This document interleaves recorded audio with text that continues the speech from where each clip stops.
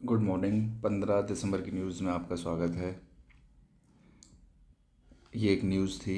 Gunman ने Jews event हो रहा था हानुका, और उसने 11-12 लोगों को मार दिया, 20 से ज़्यादा क्रिटिकली इंजर्ड हो गए। All right. बॉन्डी बीच, ये लोकेशन याद रख सकते हैं आप। This is in Australia.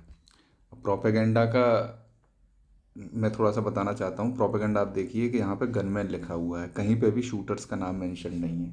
अगर आप कल का 15 तारीख का न्यूज़ उठाकर देखेंगे, किसी भी अखबार में देख लो, सेवियर का नाम मेंशनड है, लेकिन किलर्स के नेम मेंशन नहीं है। क्योंकि किलर्स कौन थे? टेररिस्ट। जो मैंने परसों आपको न्यूज़ बताई थी कि किस तरह से कतर, सऊदी अरेबिया, यूएई, ये कंट्रियाँ हैं, गल्फ़ कंट्रियाँ, किस तरह से मीडिया को कंट्रोल करते हैं, उसका ये बेहतरीन उदाहरण है।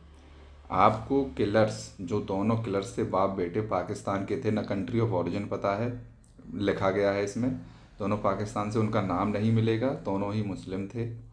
लेकिन हाँ, सेवियर था, वो एक दुकान वाला था, वो मुस्लिम था, उसका नाम आपको कई जगह मिल जाएगा। नेक्स्ट न्यूज़ की तरफ जाते हैं। तो यूएसए ने 3-4 दिन पहले बोला था कि ये जो H1B वीज़ा और H4 वीज़ा ये जो दिया करेंगे, ये उन लोगों को, मतलब जो भी लोग अप्लाई करेंगे उनके फेसबुक, ट्विटर, मतलब सोशल मीडिया हैंडल्स को पहले ये स्क्रूटनाइज करेंगे कि वो एंटी यूएसए एक्टिविटीज़ करते हैं कि नहीं करते, उसके बाद ही दिया जाएगा। H1B वीज़ा दिया जाता है उन लोगों के लिए जो वर्क करने के लिए यूएसए में जाते हैं। H4 वीज़ा दिया जाता है इन लोगों के रिलेटिव्स के लिए, इन लोगों के रिलेटिव्स के लिए। All right. तो ये चीज़ आई थिंक आपको पता होगी। और उसके अलावा भी FMJ वीज़ाज़ होते हैं, इसके बारे में जान लेते हैं। ये दिए जाते हैं by students and exchange visitors to come to the US. अगर कोई यूएस आ रहा है या एक्सचेंज विजिटर है, कि कुछ लोग यूएसए से इंडिया में आ रहे हो, इंडिया से यूएसए में जा रहे हों, तो उसके केस में ये वाले वीज़ाज़ अलॉट होते हैं। तो ये बहुत अच्छा मूव है। सोशल मीडिया अकाउंट से आपको पता चल जाएगा कि ये व्यक्ति किस तरह की एक्टिविटीज़ में, इसकी मेंटेलिटी क्या है, किस तरह की पोस्ट ये शेयर करता है। तो आप लोगों से यही अनुरोध है कि सोशल मीडिया पर जब आप रहें तो बहुत ज़्यादा एग्रेसिव ना रहें और वो ना करें, क्योंकि आजकल सोशल मीडिया लाइफ का पार्ट है। वैसे ही वैसे हर जगह पर रिक्रूटमेंट हो, चाहे आप जॉब कर रहे हैं, कहीं पर भी हैं, तो आपके बारे में इंफॉर्मेशन ऑलरेडी बाहर रहती है। ठीक है, तो वो आपकी जॉब को और पर्सनल लाइफ को अफेक्ट कर सकती है। राइट। और ये ICAR ने बोला है, ICMR ने, सॉरी, ICMR ने बोला है कि जो हार्ट अटैक से डेथ हो रही हैं लोगों की, सडन डेथ्स हो रही हैं, उससे कोविड वैक्सीन का कोई लिंक नहीं है। तो मैं इसमें यही कहूँगा, ICMR बिक गया है। All right. Definitely there is the link, है ना। तो ये न्यूज़ बस इतना ही बताना था इसमें। नेक्स्ट इसमें दे रखा है ये कैड, मैंने आई डोंट नो वाई लिखा हुआ है। ओके, जाने देते हैं इसे। नेक्स्ट है बी द बेटर सन। ये आप एनेक्डोट की तरह यूज़ कर सकते हैं इन ऐसे। इसमें थिरुवल्लुवर कहते हैं, थिरुवल्लुवर की किसी स्टोरी से लिया गया है। ये थिरुकुराल इन्होंने लिखा है। ऑलराइट, इट इज़ अ मतलब संगम लिटरेचर। राइट, ये आपको पता होगा। तो इसमें ये बता रहे हैं कि जो एक आदमी होता है, उसकी जो रिचेज़ हैं, उसकी जो कमाई हुई धन दौलत है, वो उसके बच्चे होते हैं और उनके बच्चों का किया हुआ कर्म होता है। राइट। तो उसकी ये स्टोरी है। तो एक बूढ़े आदमी के 4 बेटे थे, है ना, और he was unable to travel. तो उससे कह रहा था कि आप आ जाओ, मेरे पास आके मिल जाओ, है ना। तो इनके बच्चों को पता चल गया कि ये पिताजी तो बेड रेडन है, बिस्तर पकड़े हुए हैं, और इनको 24 घंटे केयर की ज़रूरत पड़ेगी, तो इसलिए ये बुला रहे हैं, है ना। तो पहले बच्चे ने रिप्लाई किया कि मैं गांव में नहीं आ सकता हूँ, नहीं समझे, तो गांव में रिलोकेट होने से मना कर दिया। सेकंड ने मना कर दिया कि भाई मैं ऑडिटिंग का काम चल रहा है, मैं नहीं आ सकता। तीसरे ने कह दिया कि भैया वीज़ा इशू हो रहे हैं, मैं नहीं आ सकता। तीनों ने बोला कि पिताजी हम आपको बहुत अच्छे पैसे भेज दे रहे हैं, आप और केयर टेकर कंपनी से हम बात कर ले रहे हैं एजेंसी के थ्रू, और आपकी केयर टेकिंग होती रहेगी। तो इस तरह का अरेंजमेंट तीनों बच्चे कहने की बात कर रहे हैं। लेकिन चौथे बच्चे को जैसे इशू का पता चला, उसने अपने काम में मालिक से कहा, सुपीरियर ने रिफ्यूज़ कर दिया छुट्टी देने से, तो उसने रिज़ाइन कर दिया। और अपने बीवी बच्चों के साथ गाँव आ गया, नहीं समझे, अपने पापा की केयर करने लगा। तो पिताजी ने कहा कि बेटा मैंने मतलब अपोलोजाइज़ किया, father apologise for troubling him, कि बेटा तुम्हारी नौकरी गई, तुम्हारे बीवी बच्चों का स्कूल छूटेगा, मतलब बच्चों का, तो तुम्हें गांव में आके हार्डशिप सहनी पड़ेगी। तो उसके लिए बच्चे ने कितना अच्छा रिप्लाई किया है कि father, it is no trouble at all for me, you have earned me and I am your son. पिताजी ये कोई दिक्कत की बात नहीं है, मेरे लिए कोई परेशानी की बात नहीं है, तुमने मुझे कमाया है अपने जीवन में, मैं आपका बेटा हूँ, and I am here to serve you. पैसे तो कैसे भी कमाए जा सकते हैं, money can be earn in at any way, at any age also, है ना। You can not say the same about one's father, पिताजी के बारे में आप सेम चीज़ें नहीं कह सकते, नहीं समझे। तो ये आप एज एनेक्डोट में यूज़ कर सकते हैं, family values the India way, okay, किसी भी जगह पे आप यूज़ कर सकते हैं। नेक्स्ट है, ये है आपकी न्यूबियन आइबेक्सिस। आइबेक्सिस क्या होती हैं? गोट्स होती हैं, ये इस तरह की गोट देख रहे हैं, ये स्टीप ऐसे अगर कोई वॉल है ना, इस पर भी चढ़ी हुई मिल जाएंगी आपको, नहीं समझे। तो ये पत्थरों पे क्यों चढ़ती हैं, इनका क्या रीज़न है? ये चढ़ती हैं साल्ट को लिक करने के लिए, ऑलराइट। इनको बॉडी में साल्ट्स की बहुत ज़रूरत होती है, तो पत्थरों पे जो सॉल्ट चिपका रहता है उसी को ये लिक करने के लिए कहीं पे भी चढ़ जाती हैं। और इनके पैरों में हूफ्स होते हैं, मतलब दो खुर जैसे रहते हैं, जो एक फंस जाता है कहीं भी और चढ़ जाते हैं उसी के उस पे, है ना। आइबेक्स गोट्स को कहते हैं, ये डेजर्ट ड्वेलिंग है, वाइल्ड गोट्स हैं, ये जंगल में रहने वाली, north Africa and middle east में पाई जाती हैं, ऑलराइट। IUCN स्टेटस अगर इनका देखें तो वल्नरेबल है, और ये साल्ट को लिक करती हैं, ऑलराइट। तो ये इसराइल का जो सदर्न नेगेव डेजर्ट है, नेगेव डेजर्ट आप याद रखना, नेगेव डेजर्ट, ये इसराइल में पड़ता है, राइट। तो मतलब इसराइल के रीजन में पड़ता है, तो वहाँ पे ये फ़ोटो ली गई है। नेक्स्ट है, ये लूना क्रीट की बात कर लेते हैं। कॉन्क्रीट होता है, वैसे ही लूनार क्रीट है ये। तो लूनार की सॉइल को मिला के जो कॉन्क्रीट बनाया जाएगा उसको लूनार क्रीट बोला जाएगा। तो ये एडविन बज ऑल्ड्रिन का फुटप्रिंट है, अपोलो 11 में लिया गया है, पाउडरी टेक्सचर को दिखा रहा है, मतलब जैसे ही पैर रखा होगा ना तो ये छाप बन गई है, इसका मतलब क्या है भाई, यहाँ पे पाउडर है। तो इसी को इन्होंने क्या बोला, रेगोलिथ बोल दिया है। ये loose layer of broken rocks होती है, या अर्थ के सरफेस पे हो, चाहे मार्स पे हो, चाहे मून पे हो, उसको रेगोलिथ बोल देते हैं, ठीक है कि नहीं। तो उन्होंने बोला है कि इस पाउडरी फॉर्म को यूज़ करके अपन लोग क्या बनाएंगे, सीमेंट। इसको कहाँ पे यूज़ किया जाएगा, इसको बोला क्या जाएगा, लूनार क्रीट। इसमें एक इश्यू आ रहा है सीमेंट को बनाने में, बाइंडर का इश्यू आ रहा है, बाइंडर क्या यूज़ करें, ऑलराइट।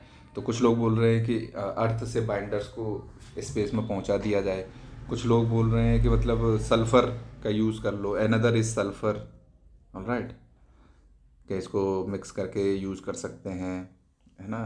तो बस इसी चीज़ का इश्यू आ रहा है, तो ये हो जाएगा तो वहीं पे लूनार क्रीट बना लेंगे। इसकी ज़रूरत क्यों पड़ रही है, US और चाइना रेस में है लॉन्ग टर्म लूनार सेटलमेंट्स बनाने के लिए, तो सूटेबल मटेरियल चाहिए उनको, हजार्डर रेडिएशन, ड्रास्टिक टेम्परेचर स्विंग्स, जैसे दिन में ज़्यादा टेम्परेचर होता है ना, रात में कम होता है, तो उस सब से बचाने के लिए वो चाहिए। तो lunarcrete is promising candidate है इसके लिए, सैंड ग्रेवाल, लूनार रेगोलिथ, ये सब इसमें यूज़ कर सकते हैं। कुछ लोगों ने बोला पोर्टलैंड सीमेंट, पोर्टलैंड सीमेंट आपको पता होगा POP को बोलते हैं, ठीक है। तो POP का भी यूज़ कर सकते हैं बाइंडर्स के लिए, जहाँ पे ले जाना पड़ेगा लेकिन वो यहाँ से अर्थ से।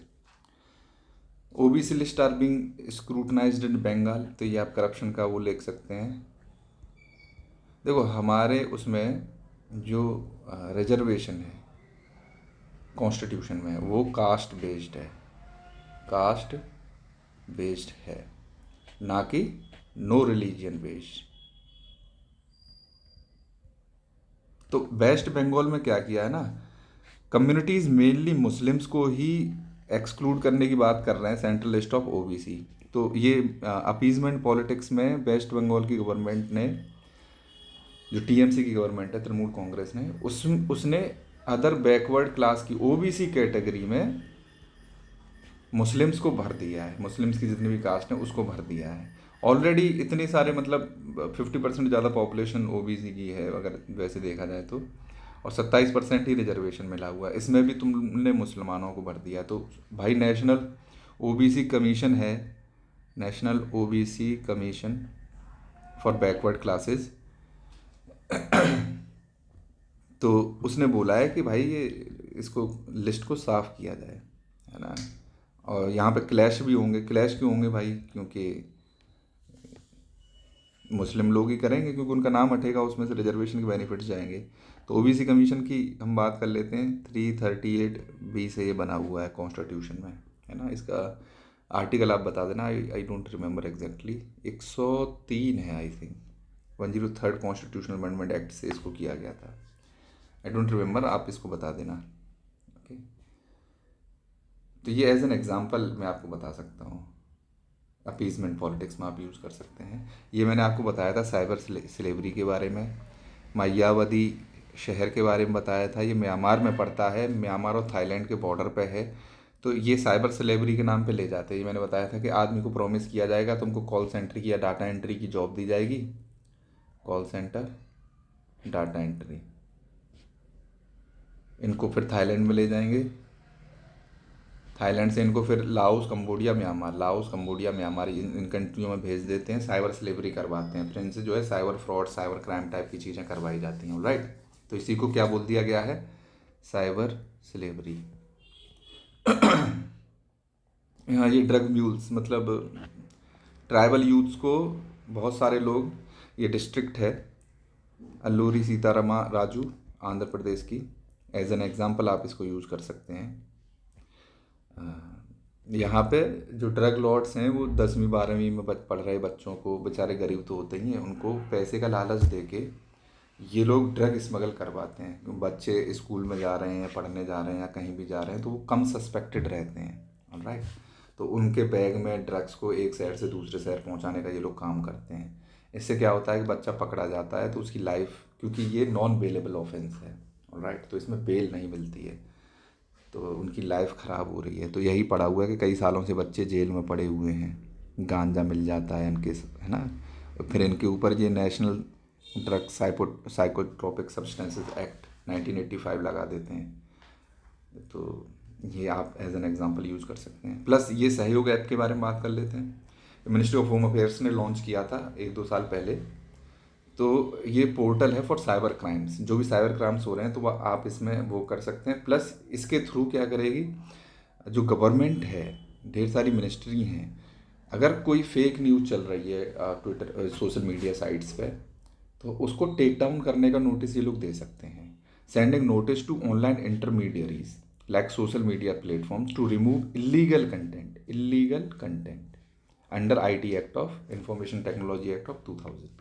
तो इसके लिए इसको लॉन्च किया गया था। इस पर काफ़ी बैकलैश हुआ था। ट्विटर ने बोला था कि हम नहीं मानेंगे तुम्हारी बात। सुप्रीम कोर्ट भी चला गया था ट्विटर, राइट, कि हमारी फ्रीडम ऑफ स्पीच इससे वो हो जाएगी। ऐसे तो सरकार कोई भी नोटिस दे देगी हमको वो करने के लिए, नहीं समझे। तो उसके लिए लॉन्च किया गया था। सुप्रीम कोर्ट ने इस पर क्या बोला है उसके बारे में अभी शायद कोई इन्फॉर्मेशन आई नहीं है, केस चल ही रहा है आई थिंक। बट उसके लिए सहयोग ऐप की आया था, ठीक है। Censorship versus freedom of speech का इश्यू था ये। ओके, तो इसमें यही बोल रहे हैं कि 6 कंटेंट लगभग पर डे ब्लॉक किए गए व्हाट्सएप पे, मोस्टली इन व्हाट्सएप पे, क्योंकि व्हाट्सएप का भी यूज़ किया जाता है ना राइट्स फैलाने हैं, भीड़ इकट्ठी करनी उसके लिए। तो इसमें कई सारे अदर सहयोग ऐप भी हैं, जिससे आप कंफ्यूज ना हो उसके लिए मैंने लिखा हुआ। एक है सर्वे ऑफ इंडिया का, to build national database of properties, तो एक सहयोग ऐप ये हो गया। दूसरा है एक ICDS, integrated child development scheme है यूपी की, मतलब ये है इंडिया की बट यूपी के कंपोनेंट में इसने लॉन्च किया for nutritional services in UP, कि किस तरह से कहाँ पे क्या क्या सामान जा रहा है, कहाँ पे दाल पहुँची, कहाँ पे चावल पहुँचे, तो उसके लिए इस ऐप का यूज़ किया जाए। ये दूसरा ऐप है, मतलब एक और सहयोग ऐप है इसमें। ऐप मतलब ये 3 सहयोग ऐप हो जाएंगे आपके। तो पहला तो ये है मिनिस्ट्री ऑफ होम अफेयर्स का, और दूसरा ये है सर्वे ऑफ इंडिया का, तीसरा आपका ICDS यूपी का है। प्रधानमंत्री हमारे 3 देशों के टूर पे गए हैं, जॉर्डन, इथोपिया, ओमान। और जब आएंगे क्या क्या यहाँ पे साइन होते हैं ये मैं आपको बताऊंगा तभी, है ना। ये है इथोपिया, एडिस अबाबा इसकी कैपिटल है। आप देखोगे it is a land locked country, horn of Africa का पार्ट है ये, हॉर्न ऑफ अफ्रीका आप देख सकते हैं, राइट। 4 कंट्रियाँ आती हैं, मैंने बताया था सीड, Somalia, Eritrea, Ethiopia and Djibouti. Addis Ababa ये आपका अफ्रीकन यूनियन का यहाँ पे हेडक्वार्टर्स भी है, इतना आपको पता होना चाहिए। और ये इथोपिया है, अगर ये वैसे तो लैंड लॉक्ड है, अगर इसको सी पे जाना होता है तो जिबौती की हेल्प के थ्रू ये सी पे जाती है। आई होप इतना आपको समझ में आया होगा। नेक्स्ट है जॉर्डन। जॉर्डन की कैपिटल है अम्मान, ये इसराइल से बॉर्डर फॉर्म करता है, राइट। ये लैंड लॉक्ड नहीं है, Jordan is not land locked. तो यहाँ से आप देखोगे तो यहाँ पे इसको सी का एक्सेस है। नेक्स्ट कौन सी कंट्री है? Oman. This is Oman, sorry, this is Oman, okay. Muscat is it's capital, ये है गल्फ ऑफ ओमान, आपको पता होगा। ये जो गल्फ कॉरपोरेशन काउंसिल के कंट्रीज़ हैं उसका ये पार्ट है, उसमें कई कंट्रियाँ हैं। ओमान आता है, यूएई आता है, सऊदी अरेबिया, कतर आता है, बहरीन आता है एंड कुवैत आता है, राइट। तो इतनी जीसीसी की कंट्रियाँ हैं, उसका ये पार्ट है। तो इन 3 कंट्रियों पे गया हुआ है हमारे प्राइम मिनिस्टर। अब देखो क्या निकल के आता है, वो अपन लोग बाद में डिस्कस करेंगे। Thank you, please subscribe.